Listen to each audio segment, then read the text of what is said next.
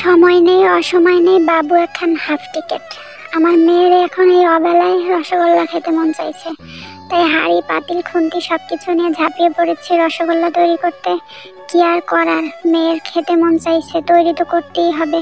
প্রথমে হাফ লিটারের একটু বেশি দুধ আমি বলক তুলে নিয়েছি।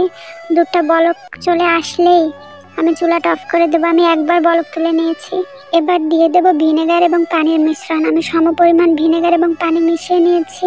চুলাটা কিন্তু এখন অফই আছে। এই অবস্থা আমি একটা খুন্তি দিয়ে নেড়ে চেড়ে নিচ্ছি। দেখুন ছানাটা কেটে গেছে, পানিটা একদম সবুজ কালার হয়ে গেছে। এবার আমি এটা ছেঁকে নেব। একটা সাদা সুতি কাপড়ের উপর আমি ছেঁকে নিয়েছি। এবার ঠান্ডা পানি দিয়ে ভালোভাবে কষলে কষলে ধুয়ে নেব, যেন ভিনেগারের ফ্লেভারটা থেকে না যায়। আপনারা চাইলে লেবু কিংবা সাইট্রিক অ্যাসিড দিয়েও ছানাটা কেটে নিতে পারেন। আমি ভালোভাবে ধুয়ে নিয়েছি ঠান্ডা পানি দিয়ে। এবার এই পুঁটলিটা যথাসম্ভব হাতের মধ্যে দিয়ে চেপে চেপে পানিটা ফেলে দেব। যতটা সম্ভব পানিটা একদম ফেলে দেব। আমি ভালোভাবে চেপে পানিটা ফেলে দিয়েছি। ছানার পুঁটলিটা একপাশে রেখে চুলায় বসিয়ে দেব শিরার জন্য পানি। আমি সামান্য একটু চিনি নিয়েছি, দিয়ে দিচ্ছি তাতে পানি। একটা এলাচ মুখ ফাটিয়ে দিয়ে দেব। এবার এই শিরাটা হতে থাক, আমি রসগোল্লার বলগুলো তৈরি করে নিচ্ছি। দেখুন একদম সুন্দরভাবে নিংড়ানো হয়েছে, পানিটা একদম ঝরে গেছে। আমি হাত দিয়ে ভালোভাবে মিশিয়ে নেব। হাত দিয়ে চেপে চেপে মসৃণ একটা ডো তৈরি করে নেব। এমনভাবে মসৃণ করতে হবে যেন বলের গায়ে কোনো রকমের ফাটা না থাকে। আমি হাত দিয়ে যথাসম্ভব চেপে চেপে একটা মসৃণ ডো তৈরি করে নিচ্ছি। আমার ডো একদম রেডি। এখন এই দিয়ে রসগোল্লার বলগুলো তৈরি করে নেব। আমি যে কয়টা রসগোল্লা তৈরি করব সেই কয়টা লেচি কেটে নিচ্ছি।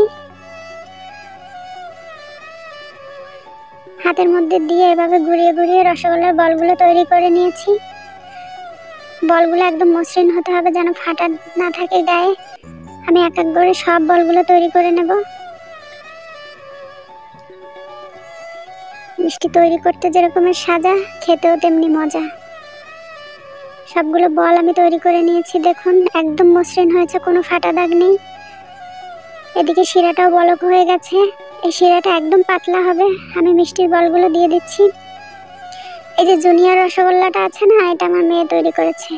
এবার একটা ঢাকনা দিয়ে ঢাকনার ছিদ্রটা অফ করে দেবো। একটা কাগজ ঢুকিয়ে দিয়েছি আমি। এবার এভাবে হাতলটা পাশ থেকে ধরে একটু নেড়ে চেড়ে দিচ্ছি। ঢাকনাটা এই মুহূর্তে তুলব না। আমি 15 মিনিট এভাবে মিডিয়াম হিটে জাল করে নেব। 15 মিনিট পর ঢাকনা তুলে আমি আরো 15 মিনিট জাল করে নেব। আমি একটু নেড়ে চেড়ে দিচ্ছি। দেখুন শিরাটা একদম টেনে গেছে। আমি তাই আর একটু ফুটন্ত গরম পানি দিয়ে নিলাম। আমি আরো 15 মিনিট ফুটিয়ে নেব এই পানির ভিতরে মিষ্টিগুলো। এখন আর মিষ্টিগুলো ভেঙে যাওয়ারও ভয় নেই। আমি হাতা দিয়ে নেড়ে ছেড়ে দিচ্ছি। আমার মিষ্টিগুলো তৈরি হয়ে গেছে। আমি মোট 45 মিনিট জাল করেছি। মিষ্টিগুলো একদম পারফেক্ট হয়েছে। এবার এই গরম শিরা থেকে তুলে আমি ঘন একটা শিরা আগেই তৈরি করে ঠান্ডা করে রেখেছিলাম, এই শিরার মধ্যে দিয়ে দেব।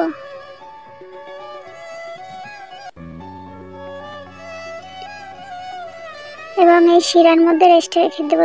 জুনিয়র রসগোল্লাটা কিন্তু খুব সুন্দর হয়েছে। দেখুন এই রসগোল্লাটার জন্য অপেক্ষায় আছে কখন তার বানানো রসগোল্লাটা খাবে। এবার এটা ঢাকনা দিয়ে সব রেখে দেব ঠান্ডা হওয়া পর্যন্ত। আমি 5-6 ঘন্টা রেখে দিয়েছিলাম। এবার ঢাকনাগুলো তুলে নিয়েছি। দেখুন রসগোল্লাগুলো কতটা পারফেক্ট হয়েছে। প্রথমে আমি জুনিয়র রসগোল্লাটা তার মালিককে দিয়ে দিয়েছি। আপনাদেরকে একটা কেটেও দেখালাম। রসগোল্লাগুলো একদম পারফেক্ট হয়েছিল, খেতে অনেক মজা হয়েছিল। বাজারে কেনার চেয়ে ঘরে তৈরি করে খাওয়াই ভালো। আজকের রেসিপি কেমন লাগলো কমেন্ট করে জানাবেন।